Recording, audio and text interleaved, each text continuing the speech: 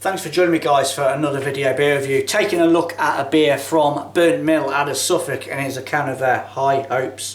A West Coast Pale coming in at 5% ABV, 440ml can as per usual. Bit of info there on the back side. £3.50 out of M&S. Unbelievable, isn't it? Some of the beers that are popping up in and around these supermarkets.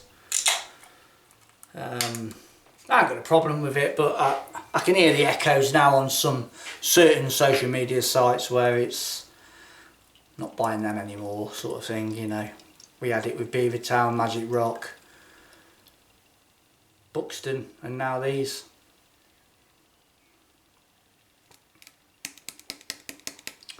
Okay, what have we got in the glass?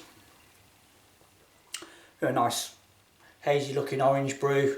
Quite a little bit of carbonation, and we've got about a half a finger of white sitting on the top. Let's get a nose.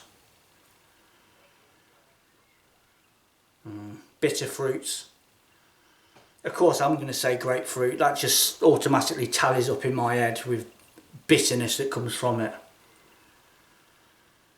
Bitter orange, bit of grapefruit, bit of pine in there.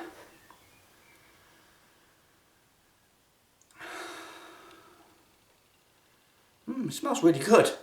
Cheers.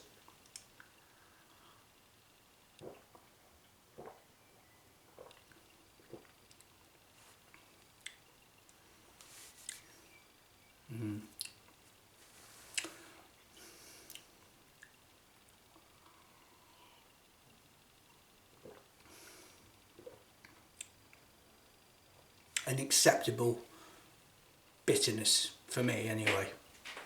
Perfectly placed, I guess, in the supermarkets. It's not too aggressive, which I find with most of these West Coast pales and IPAs that are knocking about in the supermarkets. It's a very tame version, but extremely drinkable. This is really nice. I get a nice intake of grapefruit and orange. It's got an evergreen note in there, pine needles, and a nice bitterness from start to finish. Good sweetness in there.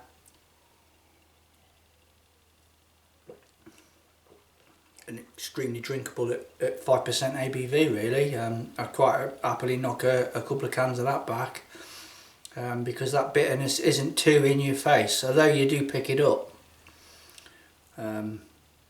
You know, you guys out there probably know some of the old school West Coast IPAs, they just rip your bloody palate apart with the massive aggressive bitterness in it. This, a million miles away from it.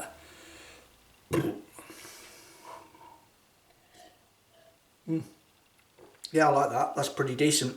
Burnt Mill, they make some good stuff. This is our High Hopes West Coast Pale, 5% ABV.